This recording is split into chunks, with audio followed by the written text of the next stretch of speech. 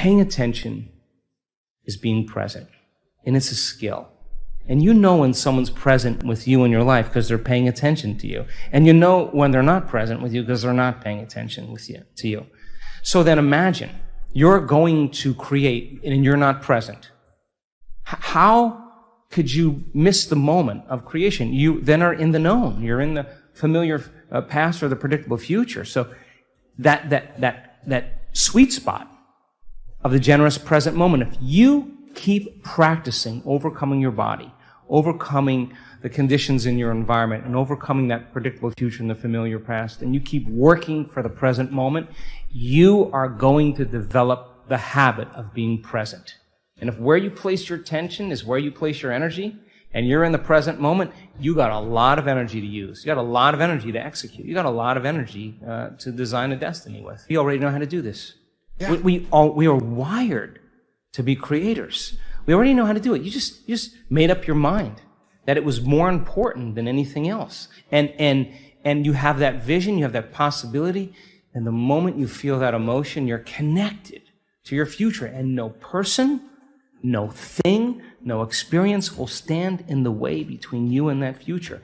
And it's feeling connected to your future, feeling the inspiration, the joy, feeling the exuberance, the love for your future every day is going to, just like your body follows your mind to the coffee maker, to the toilet every morning, to the known, your body is going to follow your mind right into that future because that's where your attention and your energy is. So then, yeah, if it isn't happening in your life, then there's some emotion. There's some unconscious attitude or thought process, hardwired. There's some habituation of thought, behavior, or emotional reaction that's keeping you as you. So then if your personality creates your personal reality, and it does, and your personality is made up of how you think, how you act, and how you feel, then the present personality who's listening to this show has created the present personal reality called their life. So if you want to create a new personal reality, a new life, it means you're going to have to change your personality.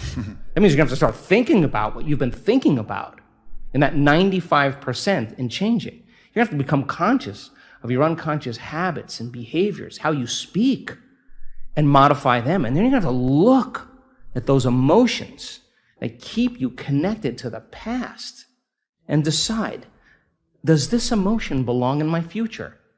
And if it doesn't, leave it behind and the memory associated with it.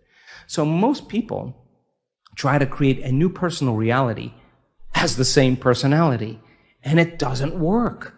We literally have to become someone else. And the act of becoming is a function of overcoming. So that means you got to light a match in a dark place. And when you sit down and all of a sudden you hear those voices, I can't, it's too hard, I'll never change, it's my ex's fault, it's my boss's fault, I'm too this, I'm too that, I'm too old, I'm too tired, it's too late. And those are the thoughts that are the boundary of the known. And now you're stepping out into new territory, and the body that's been conditioned to be the mind emotionally is saying, don't leave the known here. Stick with guilt. It's much better. Stick with suffering. At least you can predict it. And yet your conscious mind is wanting to go for a ride, and your body's going, whoa. So then it may take a little time to help the body out of the past. It takes some time, right? So then the person can have a great meditation and feel really connected, and then get up and then get frustrated on the freeway and judging everybody else. I mean, you just disconnected from the energy of your future, and you're back to the energy of your past. Don't expect anything to change. And if you tell me it's because of that person or that circumstance, I'm going to say, oh, you're back to the unconscious program of being a victim in your life. And so there is a period, a grace period of transformation where we have to cross this river from the old self to the new self. And that void, that unknown, is the neurological, the biological, the chemical, the hormonal, the genetic death of the old self. And most people, the moment they step out, and the hardest part about change is making a new choice. On the way to find your true power, you will surely encounter difficulties. Don't stop and don't get discouraged. We are always here to listen and help you. Stay with us until the end of the video to heal your power.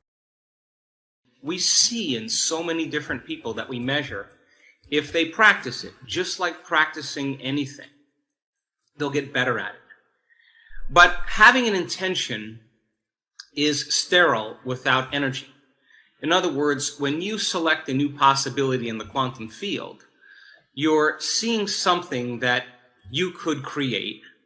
And when you see it, if you're waiting for an experience to happen so you can feel the emotion of the event, for the most part, you're living in lack or separation. We now know then, if you can create coherence in your heart, that heart produces a magnetic field that literally causes you to expand your energy.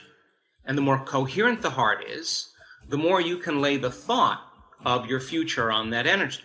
When you can combine a clear intention with an elevated emotion, you are changing your energy.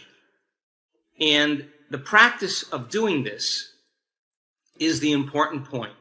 Because so many people ask to heal. They want to understand why they're not healing.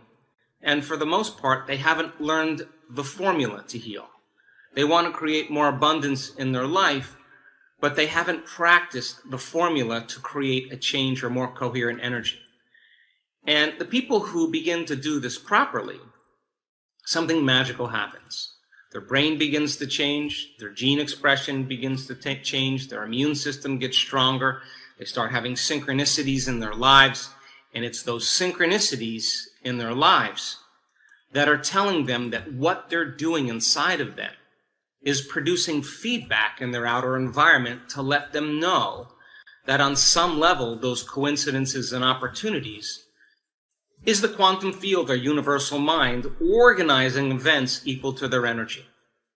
And people in this work that understand that when they get angry and frustrated and impatient, they've lost their connection to their future and they're back to the energy of their past. Now, there's nothing wrong with that. We all learn these lessons as we move along. But being able to change it in those moments when you don't want to, justified or valid or not, some circumstance in your life causes you to feel and think certain ways, causes us to be more victimized by our environment. And we're teaching people then how to create better lives. Not just do the meditations and then go unconscious for the rest of their day, but to stay conscious and to stay in the energy of their future. Now, people come to this work for all kinds of reasons. Some people do want their abundance. Some people want a new relationship. Some people want a new career. But really what they want more than anything else is wholeness. What they want is to feel more joy, more love, more freedom. And we teach people how to do that. So not everybody in this work heals.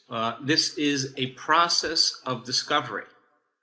But in the last couple years, we have seen so many incredible miracles, so many transformations. And we have the evidence, not only in science and the things we're measuring, and all the wonderful new opportunities that are coming out of this work with other scientific universities and communities that are interested in studying us, but also our testimony, our students. They are the living example of what's possible. And that means then, if other people can do it, you can do it as well.